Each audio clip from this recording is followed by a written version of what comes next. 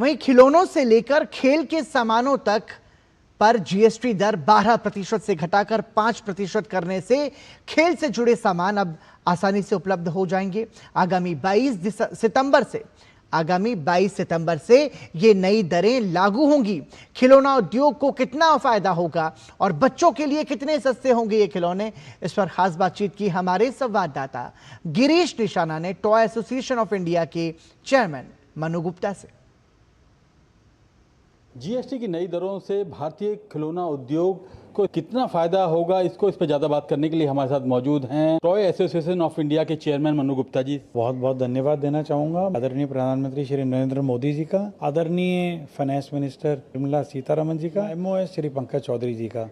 आपने टॉयज़ जो बच्चों की पहली सीढ़ी होती है सीखने की, खेलने की, उसकी दरों को कम करके बच्चों को जो उपहार दिया है, नवरात्रे शुरू होते ही उससे बड़ा उपहार देश में कभी भी बच्चों को नहीं मिला, तो आपका बहुत बहुत धन्यवाद। प्राइस जो होता है किस तरह से तय किया जाए, क्योंकि हालांकि बाजार में ऑलरेडी खिलौने मौजूद हैं। क्योंकि सरकार ने दर 12% से घटा के 5% कर दी है, तो स्वाभाविक है कि इसका लाभ एंड कंज्यूमर अंत में उपभोक्ता को होना ही चाहिए।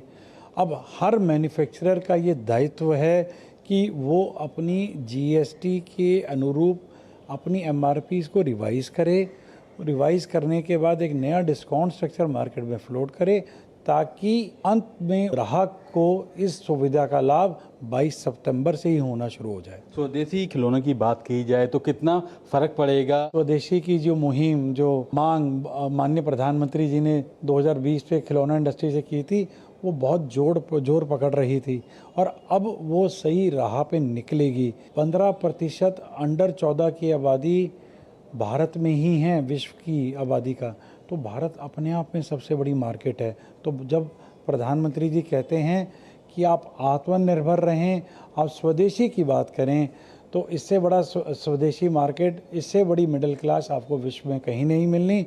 आप भारत में खिलौना बनाएं, भारत में ही खपाएं और विदेशों में भी पहुंचाएं। साउथ में भी खिलौनों की पूजा की जाती है, उसमें किस तरह देखते हैं बच्चे कितना ज़्यादा आप खरीद पाएंगे? तमिलनाडु में एक गोलू नाम का एक त्यौहार होता है, तेलंगाना और आंध्रा में एक बोमाला कोवलू के नाम से एक त्यौहार होता है, जहां बच्चे अपने पुराने खिलौनों को निकालते हैं, अलग अलग टाइम पे निकालते हैं, उन्हें एक सीढ़ियों में रखते हैं और उनकी पूजा की जाती है।